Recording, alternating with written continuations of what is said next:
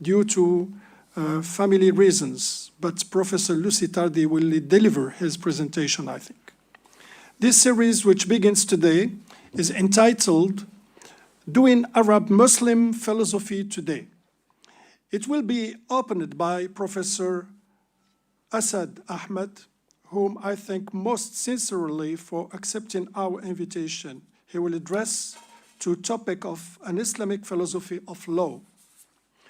Mr. Assad is a professor of Middle Eastern languages and cultures and professor of Arabic and Islamic studies in University of Berkeley in California. Graduate of Yale University and Princeton University too, specialized in early Islamic social history and in pre-modern Islamic intellectual traditions. He has a lot of publications. I'll just take, for example, Religious Elites of the Early Islamic Hijaz in 2011 and Palimpsests of Themselves, Logic and Commentary of Muslim India. It's I think it's the last of your publications, isn't it? Yeah, it's a 2022. So I give, in the first step, I give the floor to Mrs. Tardy to give the presentation of Mr. Ben Makhlouf. Thank you very much. You have the floor, please. Thank you very much. Merci. Je parlerai en français car le discours du professeur Ben Makhlouf est en français. Merci encore, professeur Tamer. Bonjour à toutes et à tous, chers doctorantes, chers doctorants, chers collègues. Je suis donc chargée aujourd'hui de lire le discours inaugural, la conférence inaugurale qui donc inaugurera ce cycle de séminaires de philosophie arabo-musulmane de la part du professeur Ben Makhlouf, ne pouvant être là. Et nous regrettons bien sûr son absence et nous pensons bien évidemment tout particulièrement à lui aujourd'hui et demain. Je lis donc ce discours.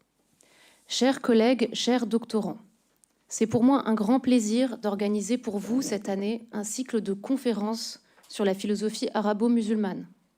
Je remercie le secrétaire perpétuel et le directeur exécutif pour leur confiance, ainsi que M. Hicham Anwar pour son aide logistique précieuse.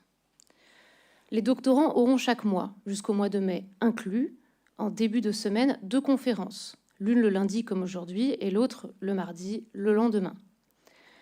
À chaque fois, 2 collègues, déjà docteurs et enseignants à l'université Mohammed VI Polytechnique, membres du Centre de philosophie arabe classique et de philosophie des sciences, veilleront à encadrer les doctorants à la suite des conférences. Ce cycle s'inscrit dans la formation qui est dispensée par l'Académie du Royaume du Maroc pour les doctorants des universités marocaines. L'intitulé du cycle est « Faire de la philosophie arabo-musulmane aujourd'hui ». Il s'agit de voir comment les chercheurs engagés dans ce domaine font résonner leur travail avec une pratique toute contemporaine de la philosophie. Pour commencer, je voudrais souligner qu'il y a aujourd'hui 2 grands écueils qui menacent la pratique de la philosophie arabe. Le premier écueil renvoie à l'idée commune d'un âge d'or de cette philosophie entre le 7e et le 15e siècle. Le confinement de la philosophie arabo-musulmane dans un temps donné et dans un univers de signification close, supposé constituer un trésor appelé âge d'or, porte un grand préjudice à la pratique de cette philosophie. Ce confinement a pour conséquence immédiate de dire qu'après cela, c'est l'âge de bronze, le déclin, la décadence. Et voilà le deuxième écueil. Que de fois ne m'a-t-on pas posé la question « Pourquoi n'y a-t-il plus de philosophie arabe après Averroès ?» Cette question fait partie de celles qui me donnent des crampes mentales. Elles ont un arrière-goût colonial. Une pensée du déclin s'est en effet consolidée depuis le moment colonial. Elle se traduit en philosophie arabe par l'idée qu'après Averroès, c'est le déclin de la philosophie arabe. Et avec Ibn Khaldoun, c'est le déclin civilisationnel qu'il aurait lui-même thématisé. Robert Wisnowski, de l'université de McGill au Canada, au mois de mai, démontera cette idée. Il fait partie d'un ensemble de chercheurs pour qui non seulement il n'y a pas de déclin, mais qui affirment que le déclin fait partie d'une dépréciation de la philosophie arabo-musulmane. Avec le professeur Ayman Shihadeh de l'Université de Londres, comme aujourd'hui avec le professeur Asad Ahmad de l'Université de Berkeley, c'est la mise en pratique de l'idée que la philosophie continue après Averroès. L'intérêt du premier pour la philosophie de Fakhreddin Razi, l'intérêt du second pour le post-avicénisme en Inde du Sud sont un témoignage qui contrecarre l'idée de déclin depuis Averroès, idée dont est responsable en grande partie, au siècle dernier, l'académicien français Ernest Renan dans son livre Averroès et l'avéroïsme. Parler aux gens de ce qu'ils connaissent. Cette parole, attribuée au quatrième calife, à Ali, fut le leitmotiv des philosophes arabes classiques. Il s'agit de parler aux gens de son temps, li ahli zamanina. Averroès, qui avait le souci de l'adresse du public auquel il s'adressait, cite le calife au paragraphe 26 du discours décisif. En réalité, ce qu'on transmet n'est pas le sens ou la signification, mais la compréhension. Arrêtons-nous sur le trait d'union entre arabe et musulman, dans l'expression arabo-musulman. Le premier mot, arabe, renvoie à la langue arabe, qui fut utilisée aussi bien par des non-arabes comme El-Farabi ou Ibn Sina, que par des arabes comme El-Kindi ou Ibn Rushd. Le mot musulman renvoie ici d'une part à l'ère culturelle de la Chine, à l'Andalousie, qui s'est développée à la suite du message prophétique de Mohammed. Aussi est-il important de considérer la manière dont les philosophes arabes ont pris au sérieux le motif religieux, soit pour le traduire en motif profane, soit pour l'expliciter dans les termes de la raison philosophique. C'est ainsi que le terme de hikmah, présent dans le Coran, est devenu l'appellation même de la philosophie, pratique profane. Ce terme de falsafa, d'origine grecque, ne fut acclimaté que grâce à cette correspondance avec le mot hikmah, sagesse. Il appartiendra à Marwan Rached, professeur à l'université de la Sorbonne, au mois de janvier prochain, les 20 et 21 janvier prochains, de revenir sur le miroir qu'a pu offrir l'Antiquité grecque à la philosophie arabe. Je voudrais m'arrêter un instant sur l'entreprise de traduction qu'a connue le monde arabe sous l'égide d'El-Kindi au IXe siècle, dans la bien nommée Bayt al-Hikmah. Nous le savons aujourd'hui, une langue s'enrichit quand elle traduit. La langue arabe a pu ainsi développer un langage philosophique rigoureux, ainsi que des notions au parfum universel grâce à la traduction. Je voudrais ici invoquer deux philosophes contemporains pour souligner ce qui se joue dans la traduction. Il s'agit de Pierre Hadot et de Michel Foucault, l'un reconnaissant les phénomènes de métamorphose des significations dès que surgissent les opérations de traduction, de tradition, d'exégèse, et l'autre introduisant la notion de champ de présence. On peut ainsi se demander comment la philosophie grecque fut un champ de présence pour les philosophes arabes et comment eux-mêmes sont devenus un champ de présence pour la philosophie européenne de la Renaissance et des Lumières. Les deux conférences à venir de Marwan Rached iront dans ce sens. Voyons d'abord Pierre Hadot. Il préfère l'expression de, je cite, « pensée hellénistique et romaine » pour les études dont il traite à celle de philosophia. Mais il reconnaît à propos de ce mot, je cite, des incompréhensions, des glissements, des pertes de sens, des réinterprétations pouvant aller jusqu'au contresens qui surgissent dès qu'il y a tradition, traduction et exégèse. Fin de citation. Incompréhension, glissement de sens, contresens. Un exemple, la question de la double vérité, qui, contrairement à la traduction souvent donnée depuis Léon Gautier au discours décisif d'Averroès au début du XXe siècle, n'est pas une conciliation entre philosophie et révélation, ou entre raison et foi, comme on le dit souvent, mais d'une conciliation entre la loi divine et la hikmah, la sagesse. La doctrine de la double vérité est une doctrine issue d'une polémique intentionnelle, doctrine fictive que les philosophes médiévaux n'ont jamais enseignée, réduction à l'absurde tentée par les théologiens orthodoxes, selon Gilson, et conséquence nécessaire de l'attitude que leurs adversaires avaient adoptée, fruit d'une interprétation superficielle et incorrecte de la pensée des avéroïstes comme Sigard de Brabant. Je cite ici Luca Bianchi. Étienne Tempier, qui avait condamné les études avéroïstes en 1277 dans une Europe réfractaire à une pensée qui ne se vassalise pas à la théologie, parle de deux vérités contraires, selon la philosophie et selon la foi, condamnant par là la philosophie qui prétend concurrencer la religion. Plutôt que de parler d'une double vérité, il serait plus judicieux de parler de 3 méthodes de lecture et d'exposition du message religieux. La méthode démonstrative réservée à la khassa, l'élite scientifique, et rasikhuna fil ilm. La méthode dialectique, deuxièmement, pour laquelle il y a une bonne et une mauvaise dialectique, j'y reviendrai, et la méthode rhétorique orientée vers la persuasion immédiate. Je mettrai en perspective le propos de Pierre Hadot avec l'entreprise d'appropriation du savoir grec par le biais de la traduction et du commentaire. Aussi bien dans le monde chinois que dans le monde arabo-musulman, le commentaire est une écriture et une inventivité philosophique à part entière. La dévalorisation de ce mode d'écriture a participé à l'idée que la philosophie arabe n'était qu'une copie pâle de la philosophie grecque, car elle commentait, et que les philosophes arabes ne furent que des passeurs de la philosophie grecque. Or, dans le commentaire, il ne s'agit pas de reproduire des significations déjà produites. Il s'agit de comprendre. On ne traduit pas pour restituer les significations, mais pour comprendre, en proposant une parole qui ne fut pas dite. Commenter pour comprendre. Cela veut dire proposer des transpositions conceptuelles. Ainsi en va-t-il de l'équivalent notionnel « lui », « huwa », proposé à la place de la copule « est » dans la proposition. Je cite ici le commentaire moyen au De Interpretazione d'Averroès, traduit par M. Ben Marklouf en 2000. Il n'existe pas, dit Averroès, dans la langue arabe, ce mot qui désigne ce genre de liaison. Il fait référence à la copule. Alors qu'il existe dans les autres langues. Le mot qui y ressemble en arabe est ce que désignent les mots « huwa », par exemple lorsque nous disons « zaïdoun huwa hayawan » ou bien « mawjoud », par exemple lorsque nous disons « zaïdoun mawjoudun hayawan ». Fin de citation.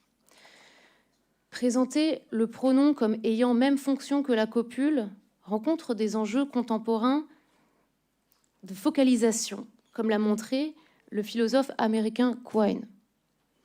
Le pronom est une façon de focaliser le propos sur le sujet de la proposition. Zaïd, c'est de lui, huwa, qu'il s'agit. Il s'agit de confronter les langues et plus largement les cultures.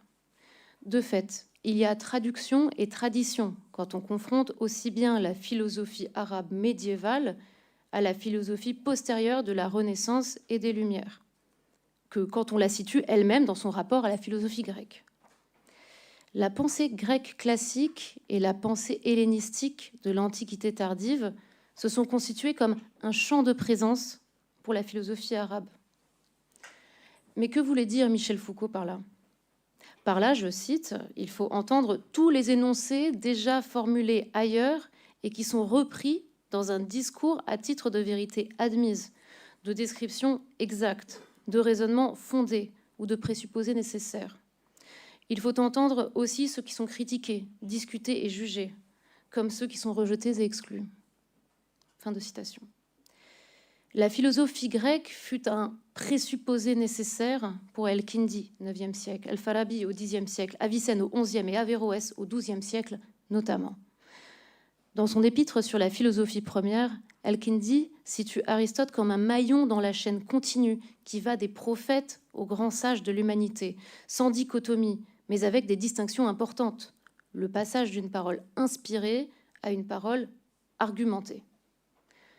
El-Farabi fut nommé le second maître par Maïmonide, le premier maître étant Aristote. Et Averroès a considéré Aristote comme une perfection adressée aux hommes par Dieu. Mais le laudatif n'est pas l'essentiel. Une pratique argumentative et une caractérisation dialectique du savoir exercée par ces philosophes sont les legs les plus importants de la pensée grecque. J'ai dit que j'allais revenir sur la méthode dialectique. El-Kindi, par exemple, a su faire de la dialectique aristotélicienne une démarche de crible d'analyse interculturelle. Ainsi, dans la continuité de l'histoire et de la recherche de la vérité, passe par la connaissance de ce que les anciens, et en particulier les Grecs, ont pu dire. Non pour répéter ce qu'ils ont dit, mais pour l'exposer puis le compléter en suivant la coutume de la langue et l'usage du temps. Je cite El-Kindi. Autrement dit, en contextualisant un savoir acquis. Il s'agit pour lui d'inscrire la pensée arabo-musulmane dans ce que l'on pourrait appeler, avec Flaubert, la tradition de l'humanité. La philosophie est caractérisée par El-Kindi comme celui des arts humains, je cite encore, qui a la dignité la plus haute. Ceux qui s'opposent à l'introduction de la science grecque dans le monde arabo-musulman sont inconséquents avec eux-mêmes, car donner une raison et une démonstration contre cette introduction fait partie, je cite encore El-Kindi, l'acquisition de la science des choses en leur vérité. Pourquoi s'intéresser à une pensée étrangère venue des Grecs? Et pourquoi la logique? Quelle place va-t-il rester à la philosophie? S'interroge Jean Jolivet. Comment va-t-elle, en ce point d'origine, se situer en face de ce corps de savoir fortement constitué et fortement valorisé par son fondement religieux? Il faut savoir ce que l'on veut réfuter. Il faut donc l'étudier avec fermeté. Aussi, il importe de laisser se développer le mouvement de la traduction du grec vers l'arabe, non pour acquiescer à ce qui est traduit, mais pour partager un certain nombre de contenus, de pensées soumis à l'analyse, à la réfutation, au complément, à l'argumentation. La dialectique, comme exercice de crible de la vérité entre deux cultures, est une adaptation, une création conceptuelle. Elle s'inscrit dans le vaste projet logique dont la dialectique n'est qu'une partie, projet de la logique comme un organon long. La logique, selon Al-Farabi, Avicenne, Averroès, ne saurait se limiter aux activités comme la conception, le jugement ou le raisonnement. Elle comprend aussi la poétique et la rhétorique, autrement dit, une pratique de fabrication des images et une pratique de persuasion.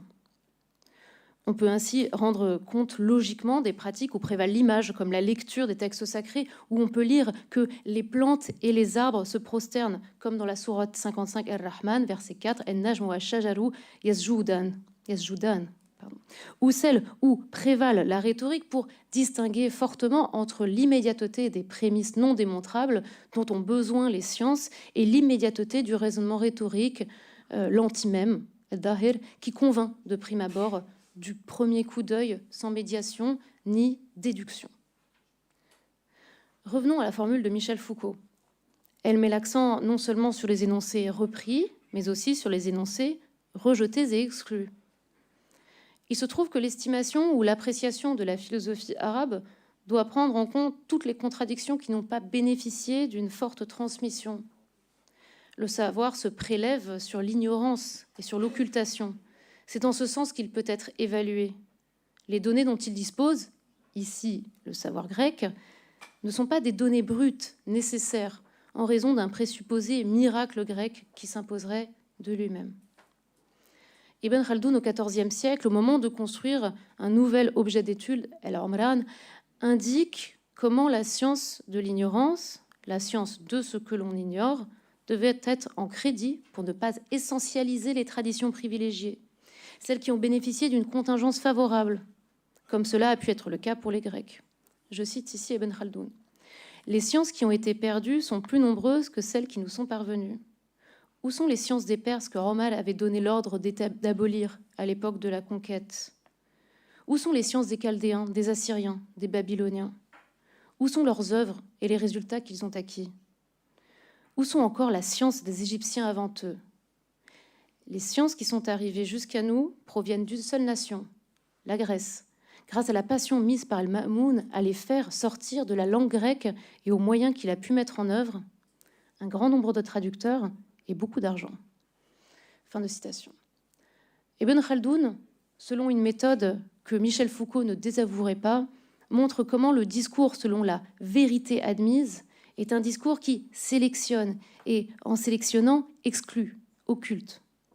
Si le second calife Omar, au 7e siècle, a écarté les traditions assyriennes et babyloniennes, un autre calife, El-Ma'moun, au 9e siècle, a favorisé l'héritage grec en créant la maison de la sagesse en 833, mais au prix d'une occultation relative du savoir indien et chinois, savoir avec lequel cette civilisation arabo-musulmane était en contact. Je remercie le professeur Assad Ahmad de restituer pour nous la tradition indienne de la philosophie en langue arabe. Le siège grec n'est qu'une façon parmi d'autres de faire de la philosophie. La philosophie arabe est précédée par une spéculation théologique qui est, selon Jean Jolivet, la première naissance de la philosophie arabe.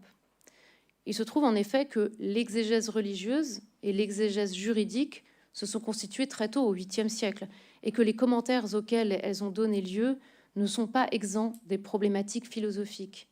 Madame Meriem Septi, au mois de février, les 10 et 11 février prochains, reviendra sur le face-à-face entre la théologie musulmane et la métaphysique en développant la manière dont Avicenne a théorisé rationnellement le statut du prophète. Pour Averroès, le mot de sagesse hekma a acquis ainsi un rôle stratégique, celui d'introduire la philosophie grecque dans un milieu structuré par une pensée venue de la religion inaugurée au 7e siècle avec le prophète Mohammed. Averroès présente dans le titre de son discours décisif les mots de sagesse et de loi divine, je cite, où l'on établit la connexion existant entre la sagesse et la loi divine. On est là clairement dans ce que Michel Foucault appelait un énoncé, ni une phrase grammaticale, ni une proposition logique, mais un discours qui vaut pour sa connotation sociale, stratégique, historique, valant par ce qu'elle fait prévaloir, par sa portée et son applicabilité. Madame Maribel Fierro, en mars, les 13 et 14 mars prochains, restituera pour nous le contexte andalou de l'émergence de la philosophie arabe. Comment ces philosophes ont su traduire les motifs religieux en motifs profanes.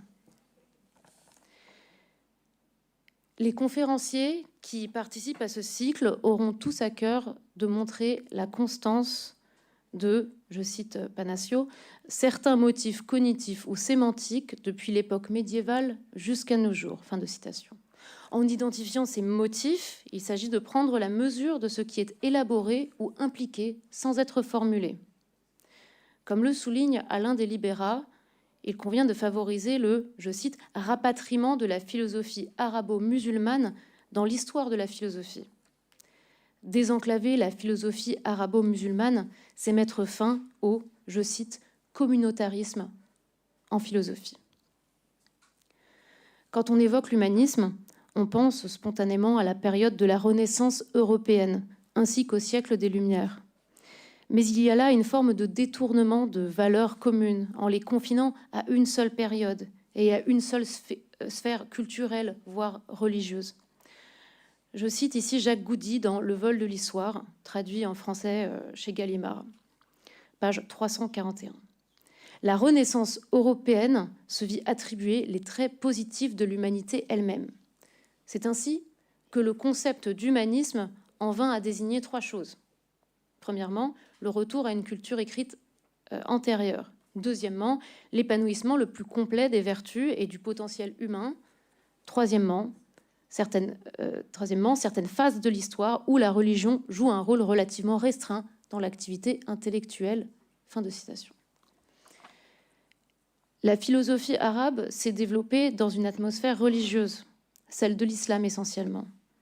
Mais elle a su se démarquer nettement de toute théologie. Les philosophes arabes ont construit l'image de l'intellectuel selon Pic de la Mirandole dans son ouvrage « De la dignité humaine ». Vivre sous la conduite de l'intellect fut le leitmotiv d'Abou Bakr ibn Baja, mort en 1138. La vocation de l'homme est essentiellement intellectuelle. La rencontre intellectuelle est de toutes les rencontres humaines celle qui est la plus noble. Elle consiste à recevoir ou à donner une science. Les philosophes arabes n'ont pas constitué un trésor de pensée inaltéré, mais ils avaient conscience que l'intellect était quelque chose de rare. L'horizon suprême reste bien l'intellect dont les signes sont perceptibles dans notre manière de vivre, c'est-à-dire dans notre manière de transmettre le savoir et de viser à toujours plus d'autonomie. Je vous remercie et je vous souhaite une bonne formation.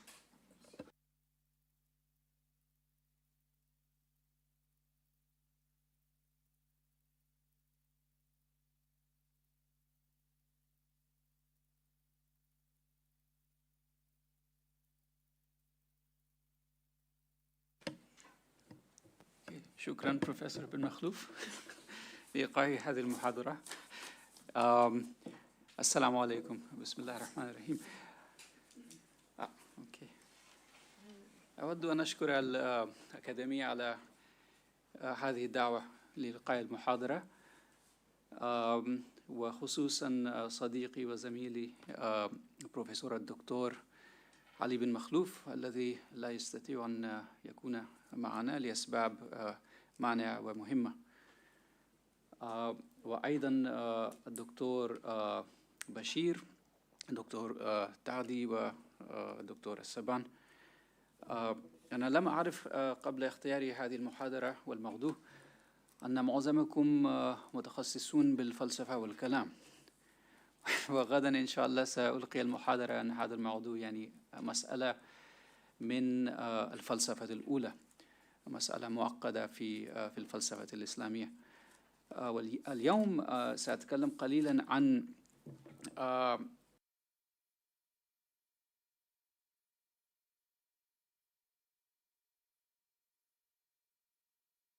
المأخوذة من خلال المصادر الإسلامية الداخلية التقليدية بدون أي إشارة إلى ما تطور في النظرية غربية يعني أوروبية. طيب. So I'll give the lecture in English, and I appreciate your attention. Before I begin, I also wanted to thank Mr. Anwar Hisham for all the logistical help. Thank you so much. It's been really easy and wonderful. And I want to make sure this is working. Très bien. So afterwards, after the lecture, you can ask questions in any of the three languages. I will respond very likely in English, because my training has been in English. My capacity in French and Arabic is academic. I studied Arabic growing up with my grandfather, the Shaykh al-Islam, Allamat al-Hind, Maulana Muntakhab al-Qadiri, but it's not my native language, so I only speak Fusha. I only read Fusha, even though I love Darija. It sounds beautiful, but at any rate, my responses will be in English, because in academic discourse, my brain works in English. So let's start then. The principle of consensus, ijma', is a basic tool meant to generate and to perpetuate the law in the Islamic tradition. Oh, by the way, sorry, how much time do we have? How much time do I have to speak? Yeah, we have some 45 minutes. So It's okay if you do an hour. It's fine. okay, thank you. Okay, so let's start again. The principle of ijma' or consensus is a basic tool meant both to generate and to perpetuate the law in the Islamic tradition. In its general sense, it often refers to the consensus of the entire Muslim community on a matter pertaining to practice. More particularly, it is confined to the remit of the consensus of the community of legal authorities on the same matter, the mujtahid. In very basic terms, the Islamic legal theoretical systems lean on the concept of consensus to confer probative force both to some of the critical principles of legal derivation and to various legal effects themselves. The notion serves as a linchpin for a tradition deeply concerned with ensuring that the human access to divine will is established on firm footing. As such, it seems to be a suitable point of access for the construction of an Islamic philosophy of law. I've divided today's paper into two parts, each with increasing technical complexity. In the first part of the paper, I will say a few words about how I conceive of this thing called Islamic law. The exercise will be partly apophatic, as what I can say here is that its nature does not appear to conform to standard discourses on the nature of law found in the Western theoretical canon. In the same part, I will also focus on how consensus functions within this law and how the function of consensus can serve as a point of entry into a conception of the law. In the second part of the paper, I will turn to an example of compound consensus, ijma' murakkab, in order to argue further that the tradition understood the law simply as a set of internally consistent propositions that were ultimately underdetermined.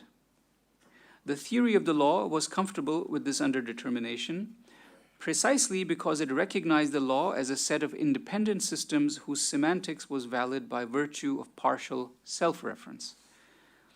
I will then close with some reflections on how the role of consensus may contribute in some way to imagining an Islamic philosophy of law.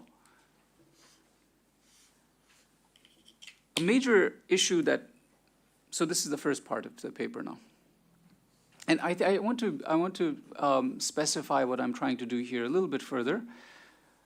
We can, as you will see in the Western tradition, there are theories about what the law is. This is a philosophy of law.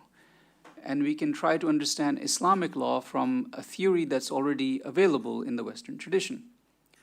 I think such ways of doing things does violence to traditions. You cannot take a theory developed in a specific place and time to understand a specific tradition and understand another tradition by the framework that is developed specifically for that period and those set of sources.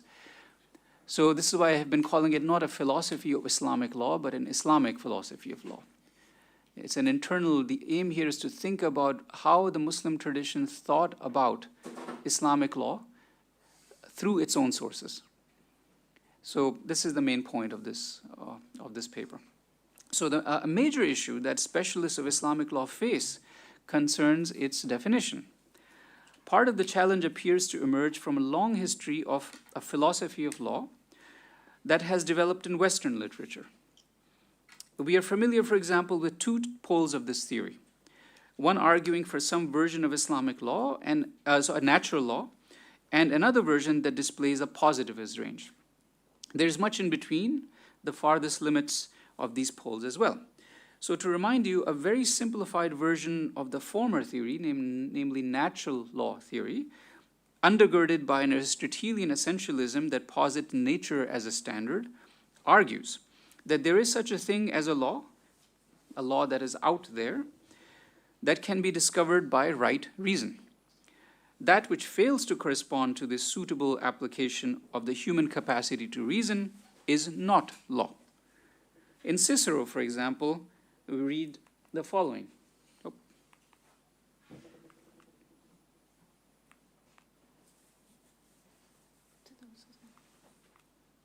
No, it's not doing it.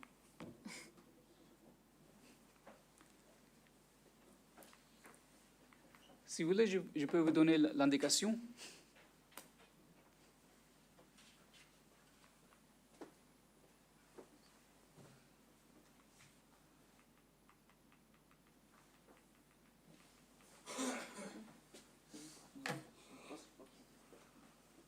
Everybody okay?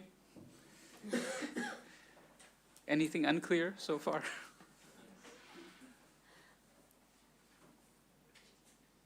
كل واضح? Okay. Ah, okay. In Cicero. Bon, si vous voulez, je peux vous donner l'indication pour les changer chaque fois. Ça va marcher? Ah, ok, bon. Okay. Bon. In Cicero, for example, so I'm talking about natural law, and I'm giving you an example of how Western philosophy of law thinks about law through the paradigm of natural law. In Cicero, we read, for example, "Es quidem vera lex recta ratio, naturae congruens, diffusa in omnes, constans, sempiterna, quae vocet ad officium iubendo, vetando fraude detereat." True law, vera lex, true law, is right reason in agreement with nature. It is of universal application, unchanging and everlasting. It summons to duty by its commands and averts from wrongdoing by its prohibitions. This approach presupposes a deontology of human acts. There is a basic universal good that is part of the rational plan. In the version of Aquinas, who is often presented as a major contributor to the theory of natural philosophy of law, there is a rational plan for the whole, explained by him as eternal law. Natural law is part of the eternal law, and its discovery by right reason makes it as binding as the laws of nature. Alternatively, not the natural law, but the positivist theory of law would state that a law is a law because it is so ordered by a sovereign who is habitually obeyed by people and who does not obey anyone else. His command comes with a threat when it is disobeyed. This reduces the normative force of the law to the descriptive aspects of social realities. Now, this does not prove that the law is valid in itself. It only shows why a law is a law. A version of this positivist approach would reduce law to something like a set of rules, even rules of a social game, that confer rights and obligations on the participating social group. So vous avez compris. No? There's a natural law out there. It is like the law of nature. If your reason can discover it, it's true law. And then the other philosophy of law states, no, there is no natural law. Laws are a set of rules, and it's almost like a social game. And you follow the law because there is, let's say, a ruler or a legislature, and it's something like a social construct that we have. There's no reality of law out there. So those are the two different poles in Western philosophy of law. Now, where does Islamic law fall into this? There are indeed statements in the literature that would suggest that a natural law theory would fit the Islamic tradition. A simplified version begins with the Mu'tazila, who posit that laws are discoverable by reason, and that prophets and revelations are gracious gifts from God that fill in the gaps and that motivate people to the assiduous application of reason for the discovery of this law. Yani lutf. This is, of course, a version of the theory of lutf, as, for example, found in the Mughni of Qadi Abdul Jabbar. A similarly simplified version might argue for a positivist conception of Islamic law. Laws are laws, it would state, because God so determined them to be, and assign blame and praise, punishment and reward for one's orientation towards them.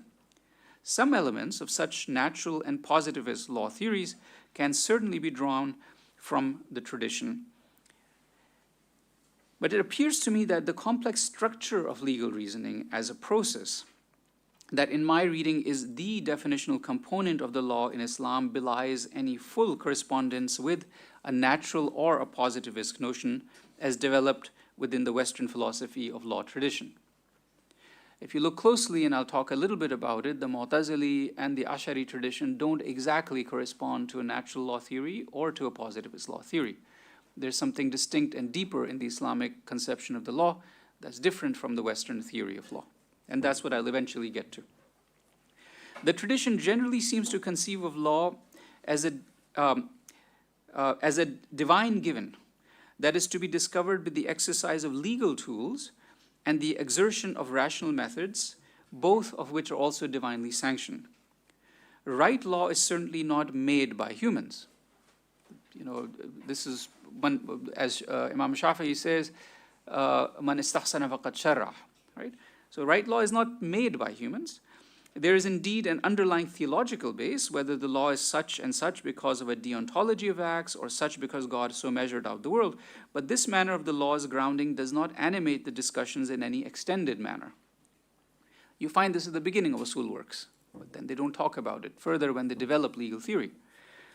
Rather, the divine law is a standard, correspondence with which can actually never be guaranteed by the human effort. So we are not really talking about a natural law in the sense that Aquinas, for example, proposed it.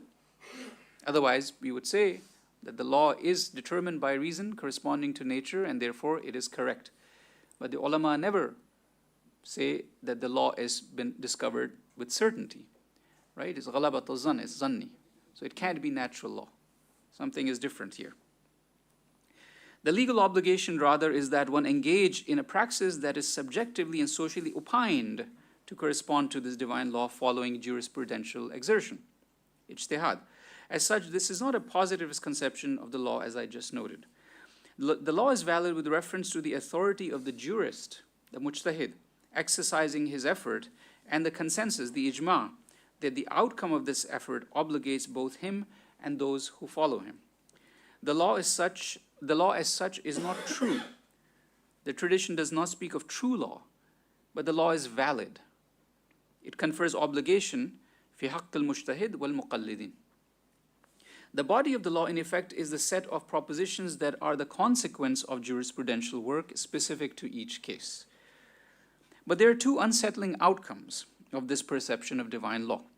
First, that overwhelming conviction short of certainty can obligate one to practice is to take an underdetermined law and to upgrade it to epistemological closure. Indeed, the self-conscious legal tradition recognized that even the principles upon which such upgrading turns are also underdetermined. It is precisely the task of Islamic legal theories where this upgrading effort is manifest and where consensus plays a major part as a tool. Aside from the question of such underdeterminacy, the notion that I just highlighted, namely that the large body of legal propositions that aims to discover a divine standard is authorized by subjective cogitative effort and social authorization, may suggest that the law is relative.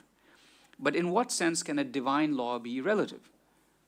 If there is one God and one will of God and one correct way, which we cannot discover, one way to think is that all the laws that we determine are relative laws. They're all correct. Kul mujtahid musib. But then that goes against the idea that there is a true law out there. There is God's law. So how do we reconcile the two? Again, a theory of consensus within the tradition of usul tries to overcome this problem. So let me illustrate the resolution of these two issues by means of an example. I quote, and I'll do so at some length because texts are important, right? Masadir are important.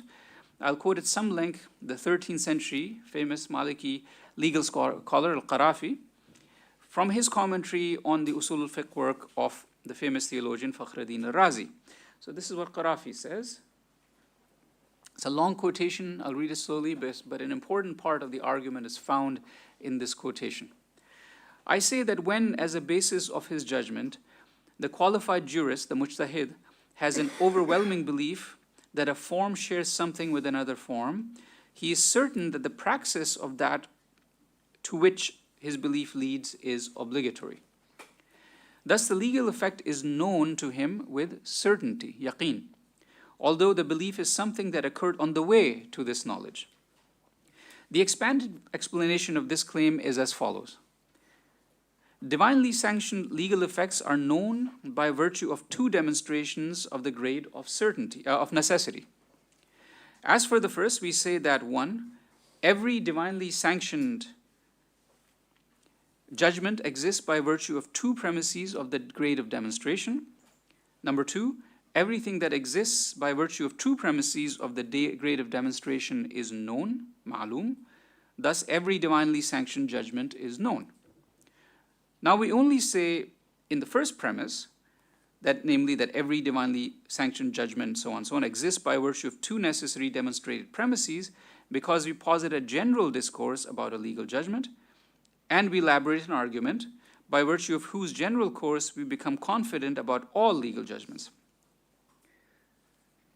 So we say, regarding the first premise, that the jurist, Malik, believes, not knows, but he believes, and the huzan, he believes the obligation of forming an intention for fasting as categorical praxis by virtue of his inner epistemological state. This is so because he finds the belief in himself as something categorical, because Imam Malik knows that he believes something, right? B, everything that is opined by Malik is a judgment from God as something categorical, relative to Malik, and relative to the one who follows him, the muqallid. C, thus, the obligation of forming an intention for fasting is a judgment from God, the Exalted, as something categorical, relative to Malik and relative to the one who follows him. I know it's a complicated quotation, but I'm going to explain it now. Okay? I'm sure that as for the argument of the two premises, the first one, every divinely sanctioned judgment exists by virtue of two premises of the grade of demonstration, and number 2, everything that exists by virtue of two premises of the grade of demonstration is known, is probably the first one that you might find requiring proof, since the second is axiomatic, right? So we believe in the second premise to be true. Number 2 is straightforward. Everything that exists by virtue of true premises of the grade of demonstration is known. So if I say to you, it is necessary that A is B and it is necessary that B is C, then you'll conclude necessarily every A is C. That's easy. That premise I hope you can grant. It's the first premise. Every divinely sanctioned judgment exists by virtue of true premises of the grade of demonstration. You might say, what's your proof for that? So, and for the proof for the first premise, the jurist Malik believes the obligation of forming an intention for fasting to be categorical practice by virtue of his inner epistemological state. This is so because he finds the belief in himself as something categorical. B, everything that is opined by Malik is a judgment from God the Exalted as something categorical relative to Malik and relative to the one who follows him. It is in this case perhaps the second one, B, that requires further comment, as the first is simply a claim about Malik's inner state relative to his own considered opinion, right? So A is straightforward. When I believe something, I know that I believe it. You don't need proof for that. But it's the second premise, that is, whatever Imam Malik has a zan about is something that becomes categorical for Imam Malik and for his muqallidun. You might say why, right? So those are the two premises that need explanation. How is it that this considered opinion of Imam Malik is the judgment from God as something categorical, yaqini, relative to Imam Malik and to the muqallidun of Imam Malik? So Qarafi explains in this way, again a long quotation, and he says the following. The second premise, B, right, the one about it becoming categorical for Imam Malik and for his muqallidun. The second premise is based on ijma', on consensus. Our statement that the opinion of Malik is the categorical judgment from God relative to Malik and to the one who follows him is by virtue of the establishment of consensus that the obligation of saying Bismillah during the recitation of ritual prayer does not attach itself to the Malikis or to Malik, and the obligation of wiping the entire head during ablutions, wudu, does not attach itself to the Shafis or to Imam Shafi. They do not disobey God in abandoning these respective acts. Rather, each of them is obedient to God in that which his overwhelming belief dictates. This is like the case of qualified jurists, mujtahidun, who search for the direction of Mecca. If the contrary of that which occurs in the opinion of one of them occurs to another, then it is not disobedient. Then he is not disobedient to God in abandoning that which occurs in the opinion of his companion who is in disagreement. Rather, he's disobedient to God in abandoning that which he holds as an overwhelming opinion. God has judged proper relative to each one the direction of Mecca to which his juristic effort leads. Similar are the acts of those who are legally responsible, meaning the sound of mind, people of the right age, and so on. The same act is both permitted and forbidden in relation to two people, as in the case of carrion, which is forbidden and permitted in relation to two people, one who has a choice and one who is compelled to eat it for survival. With respect to the considered opinions of the legally qualified jurists, the divine law stands in analogy to the status of the legally responsible agent, the mukallaf, insofar as he is compelled or has a choice. The two different opinions are like the two different attributes of being compelled and having a choice. The totality comprises paths to God, the Exalted, and causes of eternal felicity. So again, this is not straightforward, so let me explain what he's saying. I hope so far the argument that Imam Qarafi is presenting is clear, right? You have two propositions that are going to give you the law. One of the propositions is axiomatic, that's fine. Every A is B, every B is C, therefore every A is C. هذا هو قياس من شكل الأول. هذا واضح. The second premise is the one that you need explanation for. To explain the second premise, he sets up two more premises. One of those is a straightforward one. Imam Malik, for example, knows what he believes. That's easy, right? When you have a belief about something, you know that you have the belief. But it's the second premise, again, that is problematic.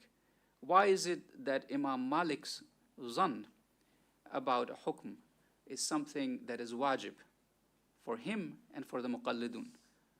So in this case, he's explaining the second premise now, which needs explanation by way of consensus. So everything is going to hang on ijma'. Right? Everybody's clear on where we have arrived? Okay, great. That establishing the law is actionable relies on the upgrading of a probable epistemological state to the certainty of action has, of course, deftly been dealt with by one of my colleagues, Aaron Zeisaw. He has a wonderful book from 1984, I think, called The Economy of Certainty. As I noted earlier, thanks to Zeisaw's investigation, the field understands that an important function of Islamic legal theory was to develop various tools for this kind of transfer from zan to yaqeen. That's really the function of usul al-fiqh. In my own recent work, I've argued that the tradition recognized that these tools themselves were underdetermined and were recognized as such by the tradition. As we noted in the case at hand, the indispensable tool that leads to the categorical obligation of praxis is consensus, in this last quote. It is by virtue of consensus that it was established that the overwhelming opinion of Imam Malik and the Malikis is a categorical judgment of God relative to him and to those who follow him. The text went on to point out that the same holds for Imam Shafi'i and those who follow him. And it would say the same about other eponymous founders and their followers. Consensus is thus the linchpin in establishing the divine law as actionable. And in its manifestation and discovery, this is the only law that is known by us. But what conception of law is this? Is it a claim of the relative soundness of all legal schools on the basis of consensus? Is law relative? But if so, how would this notion square with a well-established and explicit idea in the sources that God's law is given, whatever the underlying theological argument for its basis might be, and that it is only to be discovered by humans, right? For example, even in Qiyas, the Usulis don't say that you have created a law. They only say that you have discovered a law. So the law is out there, it is given. You're only discovering it, but your Usuli tools are only giving you zan. And somebody who believes that the Usuli tools only give you zan can say, why does it become wajib on me? If it is zanni, then it is zanni. So this is what Usul al-Fiqh through ijma in this case is trying to do, is trying to raise the status of an opinion through ijma, as we will see, to the point of yaqeen, actionable certainty, right? And is this divine law or human law, given how it is consensus that puts it into effect? Because ijma is something that is done by a society. So now you would say, is God's law made by humans, right? So there's a tension here that needs to be resolved. My conception of God's law in Islam is derived from examples of the sort I just shared. It appears that God's law is a given standard, and the human discovery of this law is an exercise in modeling the structure of this law. At the end of this exercise, the outcomes are put into effect in the world as praxis by virtue of the authorizing agency of consensus. Several models, taken as whole structures, can be granted this authority. But if God's law is a given standard, they cannot be relative truths in any strong sense. Rather, they're truths insofar as they have explanatory force for the entire underlying edifice of God's law, as a system of signs that point to the standard of God's law. The conception reminds me of how jurists and theologians in the tradition understand the validity of astronomical models. Here I quote the 14th century famous theologian Al-Iji, the famous author of the Mawaqif, and the commentary on it by the 14th century theologian Al-Jurjani to make my point. So what I'm trying to argue here is that now we find ourselves in a tension. Either God's law is human law or it's relative, and how do you go from zan to yaqeen? And we're falling back on ijma as an instrument to make that happen. This tension can be resolved by thinking about law through models, right? So a model only has an explanatory force for the outcome, but beyond the explanation, it doesn't argue. A model doesn't argue always that it is the right conception or the right model of a thing. It simply is delivering something to you. It's a tool. So here, just as an example, the fuqaha and the mutakallimun were thinking even in astronomy about truth through models.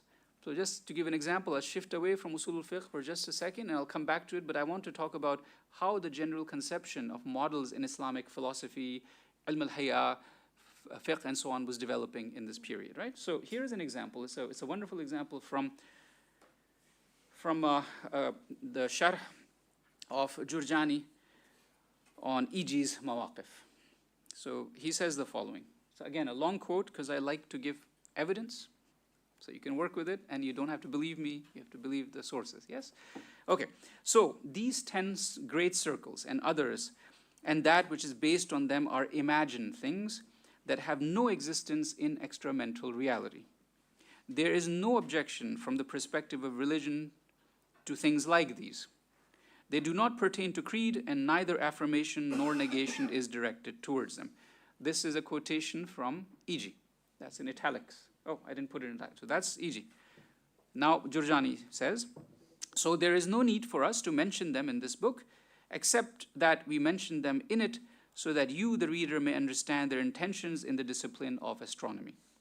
If you think of them as mere imaginings weaker than the house of a spider, listening to these words, which are merely loud sounds, will not cause you to perish. The loud sounds refer to here the sound of armor and of similar things issuing from dry things. It is, as in the proverb, I will not be made to be afraid by the sound of the beating of a dry water skin, meaning that these words are sounds beneath which there lies nothing, like the sounds of armor and of other hard things. This is what he, E.G., states. So Jurjani is explaining what he's saying, right? So now he continues. Now E.G. is going to offer a critique of, Jurjani is going to offer a critique of E.G. One may say that there is no doubt that when an orb moves about its center without moving from its place, then inevitably one posits upon it 2 points that have no motion at all, and these are the poles, the qutb. And 2, between the 2 poles, one posits a great circle, which is at the ring of the middle, the equator. And the motion upon this center is fast. And 3, one posits small parallel circles on both the sides of this equator, upon which the motion is slow in relation to it in varying degrees. For that which is closer to the pole is slower than that which is closer to the equator. And there's also no doubt that when some of the spheres encompass some others, their motions should be such that with respect to a single sphere, their equators intersect. So 4, one posits between the 2 equators 2 points that intersect and 2 points that are the extreme distances from each other, meaning the point that determine the equinoxes and the solstices. These and things like this, even if they do not exist bil kharij, extramentally, they are still things, these are still things that are imagined in a correct manner. And they correspond to that which is the case by virtue of its very given self, fi nafs al-amr. By virtue of the fact, meaning that a given moving sphere in its place and encompassing spheres with certain types of motions were posited. Sound primary intelligence, the fitra, salima, bears witness to this. They're not among those imagined things like the fangs of ghouls and mountains of emerald or humans with 2 heads. By means of these things, he continues, the states of the motions with respect to fastness, slowness, and direction are understood in a manner that relates to perception and observation by instruments. By means of these things is revealed the states of the heavens and the earth, and of the finer points of wisdom and wonder that are in them, such that one who comes to know them is amazed at the greatness of the Creator, and he says, O Lord, you did not create this in vain. The point Jurjani is making is that once certain models are mentally posited, bidhin, although they may not correspond to anything that is mind independent, certain features about them would be true by virtue of their very given selves as such. So the point he's making, and I'll elaborate further, is that if you posit a sphere, then the sphere is going to have 2 poles, it will have an equator, and if you spin it, certain things will follow. Even if the sphere is not out there in the world, certain truths will be true about it. For example, that which is on the equator, the point, is going to move faster than the point that's near the pole, because of the basic principle that that which covers a greater distance in the same time is faster than that which covers a less distance in the same time, right? So he's saying that we astronomers don't know if the models that we have given you are real.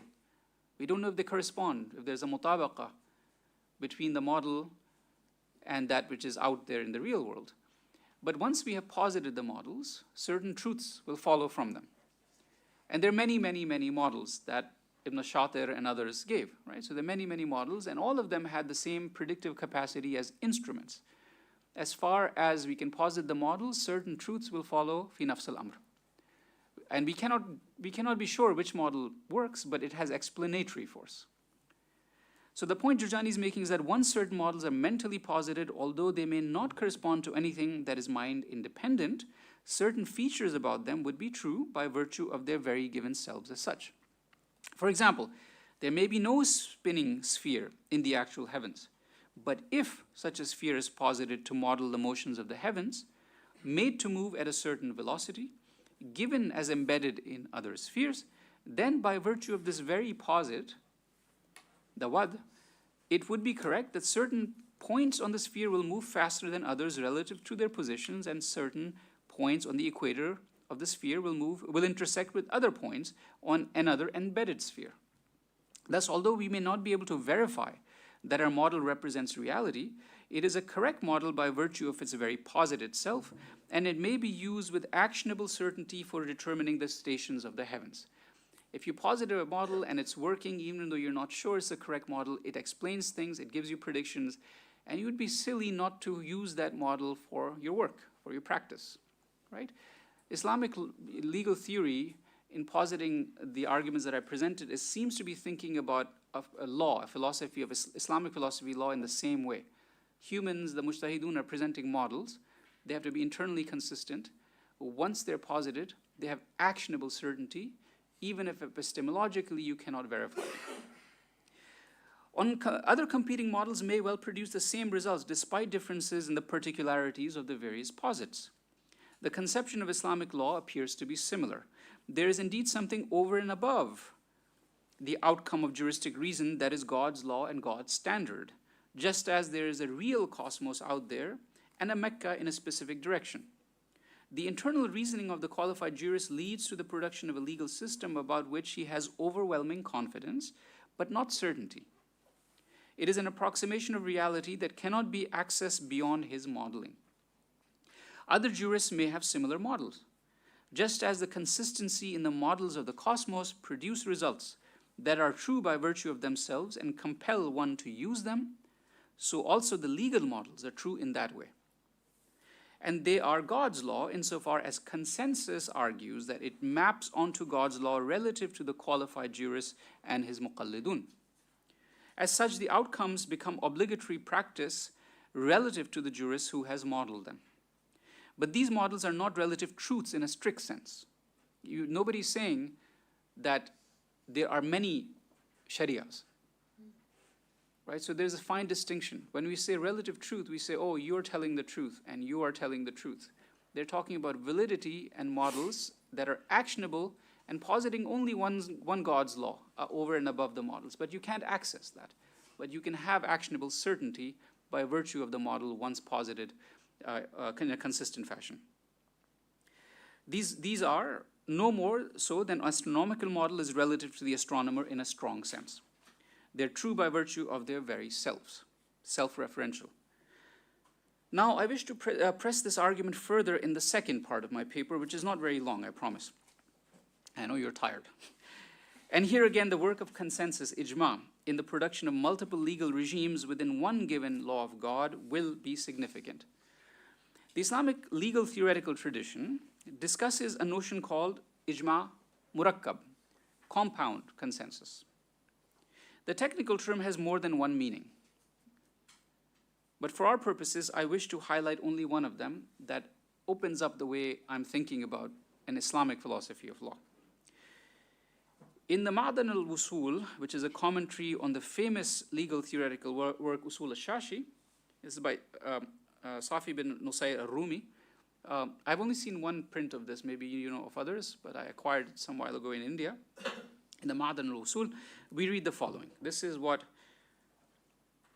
al-Rumi says. Again, a long quotation. But it's very, very helpful, I think, in thinking through this problem.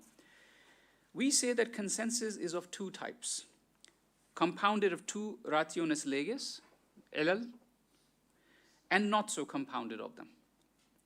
The latter is that about which there is an agreement among considered opinions without any disagreement on the ratio leges.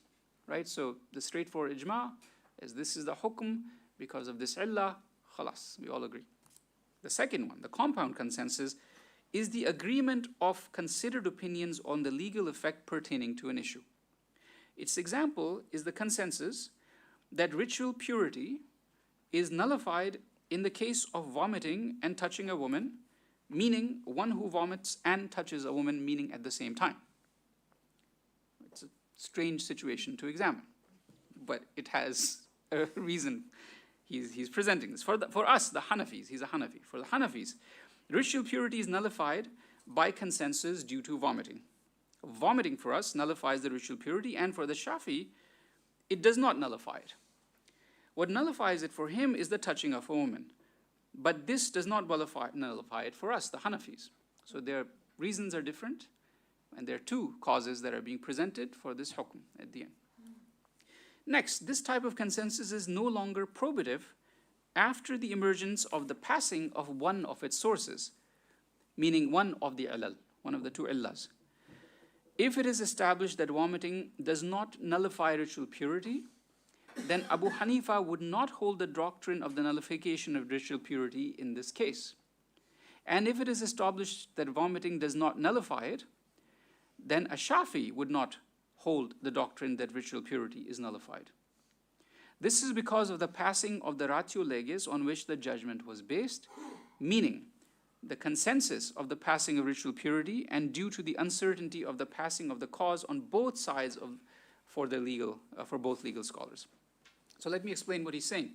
The hypothetical situation, which I advise you not to picture in your mind, is as follows. Everybody clear on what's happening, right? There are two causes for the nullification of ritual purity. One is vomiting, one is touching. And we have an ijma consensus that either one or the other will do it. But for the Hanafis, only one illah is valid. For the Shafis, the other one is valid. But they're combining them in a disjunct, either or, then. So let us imagine a person who vomits and touches a woman at the same time. For the Hanafis, vomiting is the cause of the dissolution of ritual purity as a consensus. But touching a woman is not such a cause. For the Shafis, the converse is the case. Yet although they disagree with respect to the cause, there's a consensus that this situation would exist as a case of the nullification of ritual purity.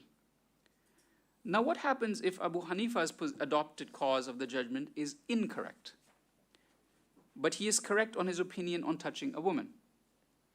What if neither vomiting nor touching a woman nullifies ritual purity? In such a case, his judgment about ritual purity would collapse. And this makes eminent sense. But surprisingly, the outcome would be the same if the Shafis are correct in their position about vomiting. The outcome, the author tells us, is that collapse of either cause would lead to the collapse of the judgment for either side. So if the Shafis are correct and the Hanafis are not, because it's ijma murakkab based on either or, it would still collapse for the Hanafis. I'll explain what this means in a second, but why should this be so, right? If the Hanafis are wrong about their illah, about their ratio legis, the Shafis can still be right. And if the Shafis are incorrect about their ratio legis, about the illah, the Hanafis can still be right.